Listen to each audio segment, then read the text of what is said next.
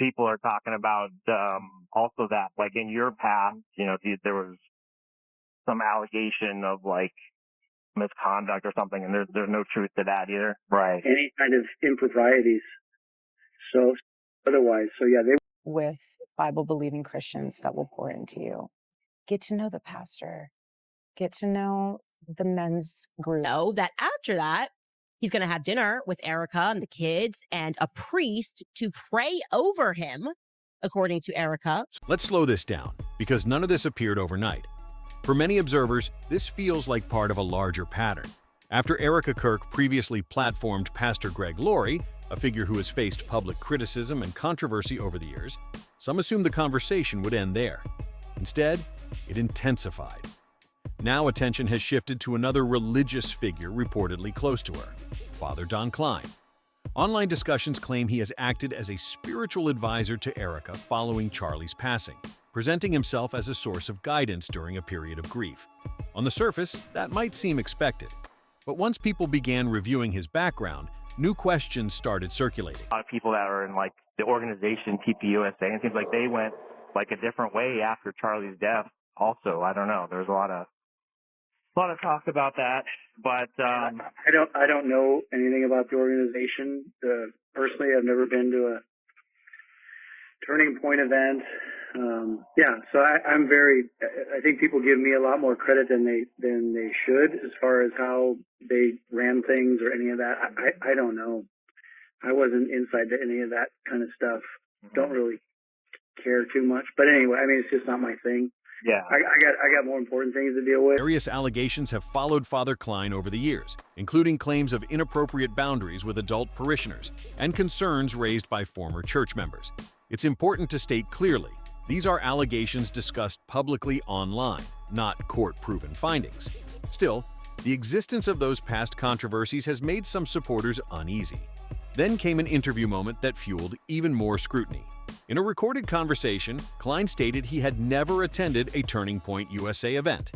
That comment may have gone unnoticed, except that footage later surfaced showing him backstage at a Turning Point event in Mississippi alongside Erika. Aren't like Erika's like Catholic advisor priest? I mean, the people are saying that as well.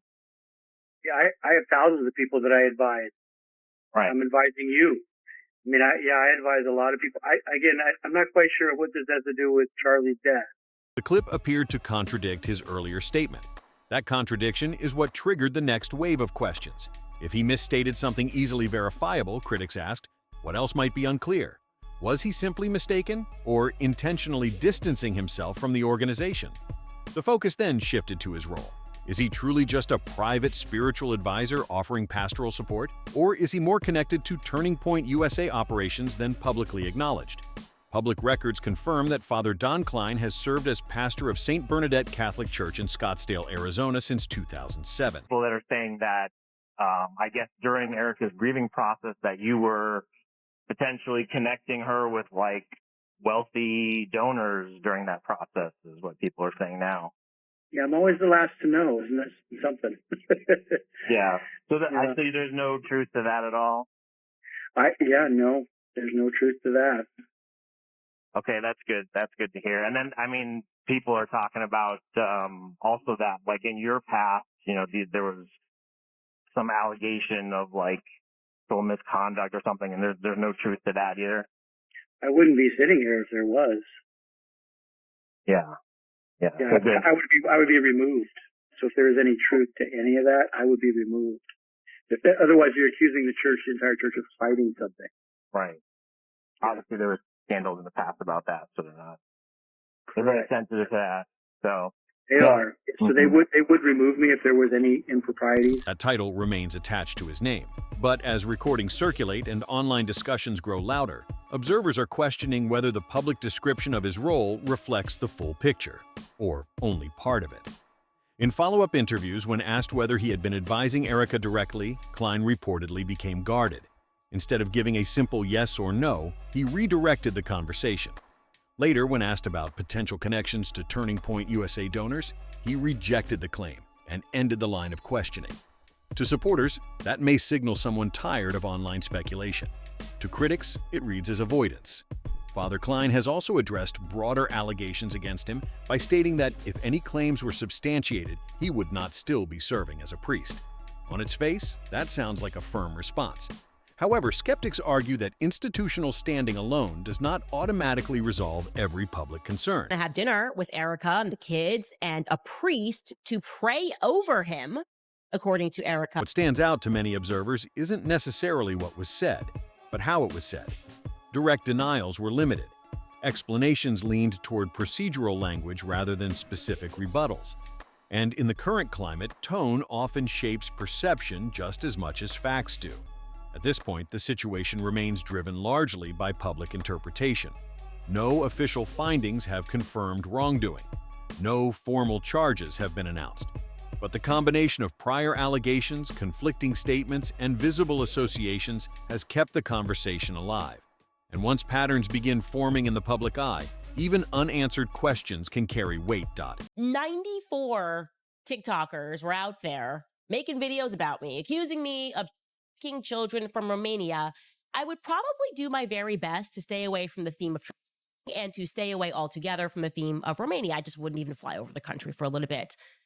But not Erika Kirk, which is why she's soon going to be speaking with Greg Laurie's Harvest Church for Turning Point USA's Faith Make Heaven Crowded tour, okay?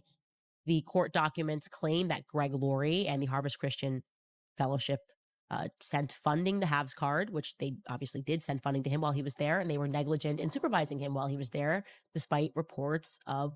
To be clear, there is no confirmed proof establishing these allegations as fact. That distinction matters, and it needs to be stated plainly. Allegations are not convictions. Lawsuits are not verdicts. But what continues to unsettle people is that when Father Don Klein had the opportunity to shut down rumors directly and clearly, he didn't offer a firm, simple denial. Instead, his responses were cautious and indirect, and that hesitation is what keeps the conversation alive. Another detail raising eyebrows is how quietly media coverage surrounding these claims faded. The stories weren't fully resolved publicly, they simply stopped receiving attention. Some archived local Arizona reports remain accessible. One report stated that Father Don Klein was included on a list of clergy within the Diocese of Phoenix who had faced accusations of misconduct over the years. Again, these were allegations, not criminal convictions. But the numbers themselves, over 100 names within a single diocese, are what make observers uncomfortable. Then the timeline added another layer. Commentator Candace Owens mentioned that the night before Charlie's death, he reportedly had dinner with a Catholic priest believed to be Father Don Klein. Erika later confirmed that a priest visited their home that evening and prayed with the family. On its own, that detail may sound routine. Faith leaders often visit families during stressful periods. But once that information surfaced publicly, the proximity of that meeting to what happened next made some viewers uneasy. It's important not to leap to conclusions. Presence does not imply wrongdoing. Still, when questions already exist around someone's background, even ordinary events begin to feel heavier. Observers point out that once Klein's statement about never attending a Turning Point event was contradicted by video evidence, trust in his other public statements weakened. If one easily verifiable detail was incorrect, critics argue, it naturally invites scrutiny of other claims. And this isn't the only instance where Erika has aligned herself with pastors facing controversy. She recently launched the Make Heaven Crowded tour under the Turning Point Faith banner, alongside Pastor Greg Laurie. Laurie has been named in civil litigation related to allegations involving a Romanian shelter operated by a former pastor, Paul Hobbs. The filings accuse Hobbs of serious misconduct. While the allegations target Hobbs directly, the lawsuit includes claims that Laurie failed to intervene despite warnings. These matters are currently being addressed within the legal system, and no final determinations have been made. The key issue for critics isn't necessarily legal guilt, it's judgment. Even if someone is never found personally responsible, many argue that proximity to unresolved allegations should prompt caution. Instead, Erika moved forward with the partnership.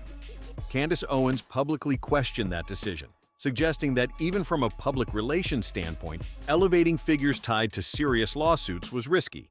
Whether fair or not, the perception is what fuels the controversy. When you step back and line up the elements, Klein's contradictory statements, past allegations, legal disputes involving other religious leaders, and Erika's repeated associations with controversial figures, some viewers feel a pattern emerging. At what point does coincidence begin to look like consistency? That's the question being asked repeatedly. It's critical to remain grounded. Allegations are not proof. Legal processes exist for a reason. But public trust is shaped not only by court outcomes, but by optics, consistency, and decision-making. Right now, many people aren't claiming definitive answers. They're saying the repeated associations raise legitimate questions, and when those questions go unanswered or are addressed indirectly, speculation naturally fills the gap. So the conversation continues, not because conclusions have been reached, but because clarity hasn't. What do you think is really going on here? Share your perspective in the comments. If this breakdown helped you see the bigger picture, make sure to like the video, subscribe to the channel, and stay tuned for what comes next.